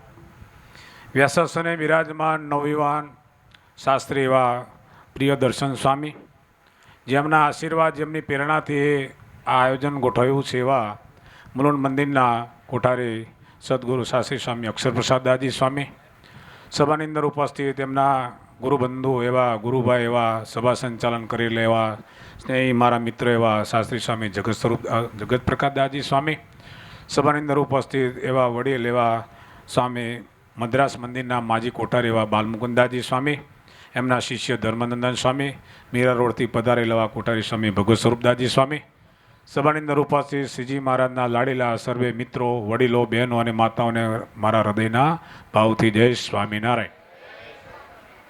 સુંદર કથા સ્વામી આપણને કહી રહ્યા હતા. મોહમાયાની વાત કરી છે. જેમ ભગવાનના શરણે આવેલા જીવનું કલ્યાણ તો થાય, ભગવાનના સંતના શરણે આવેલા જીવાત્માનું કલ્યાણ થાય, પણ હરિભગતના યોગમાં આવેલા જીવાત્માનું પણ કલ્યાણ થાય છે. એ ઉપર એક વાત કરું તમને. અલૈયા ખાચર ભગવાન સ્વામિનારાયણ મહાપ્રભુના નિષ્ઠાવાન હરિભગત હતા. એક વખતે એમના ઘરના નળિયા બેસાડવા માટે મિસ્ત્રી આવ્યો અને મોં ઉપર ચડી અને નળિયા બેસાડતો હતો. હવે એવા સમયની અંદર એનું મૃત્યુ નજીક આવ્યો. જમ એને લેવા માટે આવ્યા, એટલે જમને ભાળી અને મિસ્ત્રીએ છે ને સીધું પડતું મૂક્યું, નીચે આવીને સીધો ધામમાં જતો રહ્યો. હવે આવી અને બૂમ પાડી કે અલૈયા ખાચર બાપુ મને જમ લેવા આવ્યા છે. જ્યાં આવીને ફળિયામાં પડ્યો અને જ્યાં અલૈયા ખાચર આવી અને એના કાનની અંદર સ્વામિનારાયણ સ્વામિનારાયણ 3 વાર બોલ્યો ને તો પેલા જમ એને મૂકીને ભાગી ગયા અને ધામમાં ગયેલો પાછો. આ હરિભગતની અંદરના યોગમાં આવેલા જીવની વાત મેં તમને. તો સંતના યોગની અંદર આવેલા આ જીવનું કલ્યાણ થાય કે ન થાય? થાય? તો તમે બધા એવો નિયમ લીધો ખરો કે આ ઠાકોરજીને 41 વર્ષથી આપણને સુખ્યા કર્યા, જ્યાં 2 વ્હીલર હતી 4 વ્હીલર થઈ, જ્યાં આપણા ફ્લેટનું ઠેકાણ નહોતું, પાણી પડતું હતું, જેમ અત્યારે શાસ્ત્રીમાં જે વાત કરી એમ મારા દયાળુ છે ઘનશ્યામમાં દયાથી જો આપણે એટલા સુખ્યા થયા હોય અને આ સંતોએ જો ભગવાનને આપણને ઓળખાયા હોય અને આપણે જો સુખીથી 2 ટાઈમ શાંતિથી સૂઈ શકતા હોય સ્વામિનારાયણ સ્વામિનારાયણના ભજનના પ્રતાપે, તો વાલા ભક્ત 41 વર્ષ પૂર્ણ થાય છે ને તો કમસે કમ છે ને 4 નહીં 5 માળા તો ઠાકોરજીને ફેરવો કે મહારાજ આ સત્સંગ સુખ્યો થાય અને આ સત્સંગની અભિવૃદ્ધિ થાય. કાલથી નિયમ લેજો, 42મું વર્ષ આરંભ થશે ને. હા, એટલે 42 માળા ફેરવશો. કેટલા જણ આમાં 42 માળા ફેરવ્યો? બેનો ફેરવી, આપણું જ કાંઈ ઠેકાણું છે નહીં. શેર બજાર જેવું છે, અપડાઉન થયા જ કરતું હોય. બરાબર કે નહીં? ભલા ભક્તો વધુ સમય લઈ લેતા. શાસ્ત્રી સ્વામી અક્ષર પ્રસાદ દાજી સ્વામીનું મંડળ, અમારા મંડળના સંબંધો, એમના દાદા ગુરુ એવા પવિત્ર સંત ભજનાનંદી એવા શાસ્ત્રી સ્વામી હરિચરણ દાસજી સ્વામી, એ જ્યાં સુધીને રહ્યા ત્યાં સુધીને સંતની પરંપરા જે પ્રમાણે હતી એ પ્રમાણે આસને રહેતા. આજે મેના કોઈ સંતો રહેતા જ નથી લગભગ આસને. એવા પવિત્ર સંત હતા. એમના મંડળ, એમાં પણ પરંપરા જ્યારે એમને આ મળી છે ત્યારે અક્ષર સ્વામી પણ નિષ્ઠાવાન અને કાર્ય કુશળ વ્યવહાર છે અને કુશાગ્ર બુદ્ધિ જેને કહેવાય એવા જગત સ્વામી છે. શું કુશાગ્ર બુદ્ધિવાળા કોણ છે? જગત સ્વામી. અને અમારા અક્ષર સ્વામી નિર્માણી છે. પણ વાલા ભક્તો નાના મોટા પ્રસંગો ખરેખર ખૂબ ભાવ અને પ્રેમથી કરતા હોય છે. આ સત્સંગની અભિવૃદ્ધિ કેમ થાય? આ સત્સંગમાં આવેલા જીવનું કલ્યાણ કેમ થાય? સત્સંગી કેમ સુખી થાય? એ નિમિત્તે ઠાકોરજીને પ્રાર્થના કરતા હોય, ઠાકોરજીને માળા ફેરવતા. તમારા કલ્યાણને માટે સંતો આટલું કરતા હોય તો આપણી ફરજ બને છે કે સંતોની યાજ્ઞામાં રહી અને વરતવું. શું કીધું? સંતોની યાજ્ઞામાં રહીને વરતવું. સંતોનો દ્રોહ ના લેવો. સંતોની સાથે આત્મીયતા ભાવથી તમે રહો તો સંત તમારા કર્મની અંદર પ્રારબ્ધ જો ખરાબ હશે તો સંતના યોગે કરીને તમારું પ્રારબ્ધ સારું થશે. એટલા માટે સંતોએ કીર્તનમાં કીધું છે, અતિ મોટા પુરુષને આસરે એ બળે પૂર્વજન્મના પાપ અંત કાળે સગું નહીં કોઈનું રે. એવું સમજીને ભજ ભગવાનને એ સદા સુખકારી ઘન શ્યામ અંત કાળે સગું નહીં કોઈનું રે. વાલા ભક્તો, આ કીર્તનની આટલી આ 3 કડીમાં તમે સમજી જાઓ ને તો તમારું કલ્યાણ છે ને છે જ. અંતમાં એક વાત કહી દો. એક ગામની અંદર ખૂબ નિષ્ઠાવાન હરિભગત હતા, બહુ સારા સત્સંગી હતા. એમને જાહેરાત કરેલી કે મારો આ દિવસે દેહ પડવાનો છે. સત્સંગીઓ સગા સંબંધીઓ બધાને બોલાવી લીધા અને આ ઉનાળાનો સમય એટલે ગામડામાં કેવું હોય, ઘર હોય એની સામે શું છે કે ભેંસો છે, બળદ છે, બધા બાંધતા હોય, એને ગમાન કહેવાય. એટલે ત્યાં દાદાને હવા આવે એટલા માટે ખાટલો તઈ નાખેલો અને બોરડીનું ઝાડ હતું એટલે બધાને કીધેલું કે આટલા વાગે મને ભગવાન સ્વામિનારાયણ તેડવા આવવાના છે. આ વાત નક્કી થઈ, પણ આ જીવ છે ને નાનામાં નાની બાબત વસ્તુમાં પણ છે ને બંધાઈ જતો હોય છે, માયા લાગતી હોય છે. એટલે બધા ચારે બાજુ દાદાના ખાટલા આગળ બેઠા, છોકરાઓ બધા બેઠા. દાદા કંઈ બોલી શકતા નહીં, દવા દારૂ બહુ કર્યા, પણ છેલ્લા કંઈક દાદા કંઈક બોલે તો કંઈક ખબર પડે. આ છોકરાઓને એવી આશા, પણ ઘણી વાર શું મિલકત વધારે હોય ને દાદા શું બોલે છે એ કાન દઈને બરાબર સાંભળે. જેમ અમને શાસ્ત્રી મહારાજે કીધું નાના છોકરાને કાનમાં જઈને કહેવું પડે, એમ દાદાની ઉંમર થઈ ગઈ એટલે આપણે કાનમાં જઈને કહેવું પડે, દાદા કંઈક છે, મૂકેલું છે, કોકને આપેલું છે, કંઈક મૂક્યું છે, લેવાનું છે, આપણે બધા પ્રશ્ન પૂછી લઈએ. એમ આ દાદાનો જ્યારે ખાટલો ત્યાં હતો, અંત સમય નજીક આવી રહ્યો હતો, સ્વામિનારાયણના સત્સંગીતા, પણ અંત સમયની અંદર મનની વૃત્તિ બદલાઈ ગઈ, મનના વિચારો બદલાઈ ગયા, અને જે પેલી બોરડીની અંદર પાકું બોર થયેલું ને એમાં નજર ઠરી. આ પાકું બોર મને ખાવાનું મળે તો કેવું છે. બસ એ ટાઈમની અંદર ભગવાન અને આ જીવનો નાતો તૂટી ગયો. જે પ્રમાણે રાસ ચાલતો હતો અને ગોપીઓનું મન જ્યારે વિસૂર પડી ગયું ત્યારે ભગવાન શ્રી કૃષ્ણનારાયણ અદૃશ્ય થઈ ગયા. એમ સ્વામિનારાયણ ભગવાન લેવા આવેલા પાછા ચાલ્યા ગયા અને દાદાનો દેહ ત્યાં પડી ગયો. બધા લોકોએ વિચાર કર્યો, દાદા કહેતા હતા દૂધ મેં વાગશે, અમી છાટ ના થશે, પણ આ તો કાંઈ થયું નહીં. દાદા એમાં સંતો આવ્યા. સંતોએ વિચાર કર્યો કે દાદા તો નિષ્ઠાવાન હરિભગત હતા અને એમાં મન કંઈ આગું પાછું થાય નહીં. ત્યાં પ્રશ્ન ઉપસ્થિત ક્યાં થયો, દાદા ધામમાં કેમ ના ગયા? એટલે જોયું, નજર કરી, એટલે સંતોની નજર છે ને ચકોર હોય, જીવ કેવા પ્રકારનો છે. એટલે ઘણાને ખબર પડી જાય ને, અપડેટ જે મેં તમને વાત કરી શેર બજાર માર્કેટ હોય એને ખબર પડે. એવા અત્યારના માઇન્ડ થઈ ગયા છે લોકોને. શાસ્ત્રી મહારાજ એટલે સંતોએ નજર કરી કે ક્યાંક ભૂલ થઈ હોવી જોઈએ, બાકી આવું બને નહીં. એટલે જોઈ, એટલે પેલું પાકું બોર હતું, એટલે સંતોએ કીધું આ બોરને પાળો. જેવું બોર નીચે પટકાનું ને એમાંથી કીડો નીકળ્યો ને એ ધામમાં ગયો ને ત્યારે ધધુમ્યા વાગ્યા ને ત્યારે ભગવાન સ્વામિનારાયણ ધામમાં લઈ ગયા. અંત સમયે એવી વૃત્તિ રાખો, સંતો અને મહારાજને યાદ કરો. આવા કોઈ પ્રસંગ અંત સમયે જો યાદ આવી જાય ને તો એ ભગવાનના ધામને આ જીવ પામે છે, એમાં કોઈ શંકાને સ્થાન નથી. એટલા માટે મહારાજે કીધું છે કે સંતોની સાથે શું રાખવું, શું રાખવું?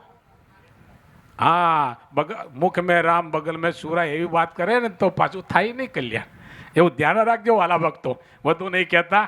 તમે તો સમજો છો, જ્ઞાની છો, સ્વામિનારાયણના સત્સંગી છો, અને એમાં પણ આ સંતોના હાથ નીચે તમે ઘડતર ઘરાયેલા તમે એવા નવયુવાન પણ છો અને વડીલો પણ છો. તો વાલા ભક્તો, આપણે આપણા દેહનું કલ્યાણ કરવું છે. આ એના માટે દાખલા કર્યા. નવયુવાન સંત છે, એમને કેટલી બધી કથાઓ કરી. અને વડોદરાના અત્યારે મહાન છે, ત્યાં આપણું નૂતન મંદિર બન્યું, એ મંદિરની અંદર સેવા છે. ત્યારબાદ વડતાલની બાજુમાં પીચ ગામ છે, ત્યાં પણ એમના ગુરુ સ્વામી શાસ્ત્રી સ્વામી વિશ્વવલ્લભદાસજી સેવા બજાવી. આવા નિષ્ઠાવાન સંતો આપણને મળ્યા છે. જે સહેજે સહેજે જેટલો લાભ લેવાય એટલો ભક્તો લેજો, સંતોની આજ્ઞામાં રહેજો. સંતોજી આજ્ઞા કરે પ્રમાણે વરસશો તો ઠાકોરજી બેઠેલા સિંહાસનમાં રાજી થશે અને સંતોના આશીર્વાદ મળશે. અસ્તુ જય સ્વામિનારાયણ.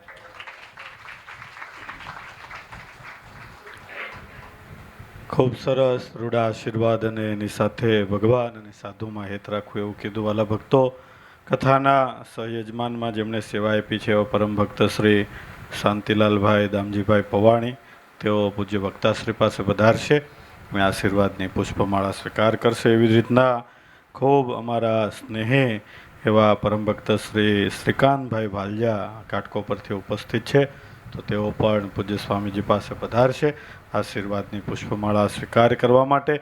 એવી રીતના વર્ષોથી ઘાટકો પર શ્રી ઘનશ્યામ મહારાજની જે વહીવટીય સેવા એવા અમારે મનસુખ દાદા કામદાર પધાર્યા છે, તેઓ પધારશે. પ્રવીણભાઈ મહેતા એ પણ ખૂબ અમારા અક્ષર સ્વામી મંડળ સાથે હેતવાળા છે. અશોકભાઈ શાહ તેઓ પણ પધારશે અને આશીર્વાદના અધિકારી બનશે. અહીં આપણે જય જયકાર સાથે અત્યારના સત્રને વિરામ. આવતીકાલે આપણે સૌ કોઈ જાણીએ છીએ ઘનશ્યામ મહારાજનો 41મો વાર્ષિક પાટોત્સવ છે. સવારે 6:30 કલાકે મંગળા આરતી થશે, એને નોંધ લેજો. અને બરાબર 7 વાગે અભિષેક સ્ટાર્ટ થશે. 8 વાગ્યા સુધી અભિષેક વિધિ ચાલશે. 9 વાગ્યાથી આપને અન્નકૂટના દર્શન થશે, આરતી, અને ત્યાર એ કાર્યક્રમ આપણો આવતીકાલનો છે. રાત્રે બરાબર ઠાકોરજી જમાડે અને 8 વાગે આપણે કથાનો દ્વિતીય સત્ર સ્ટાર્ટ થશે. અને બરાબર 9:45 કલાકે આપણી કથાની પૂર્ણાહુતિ. તો અત્યારે આપણે સંધ્યા આરતી અને સંધ્યા આરતી કરી અને મહાપ્રસાદ લઈ અને વહેલા પાછા આવીએ.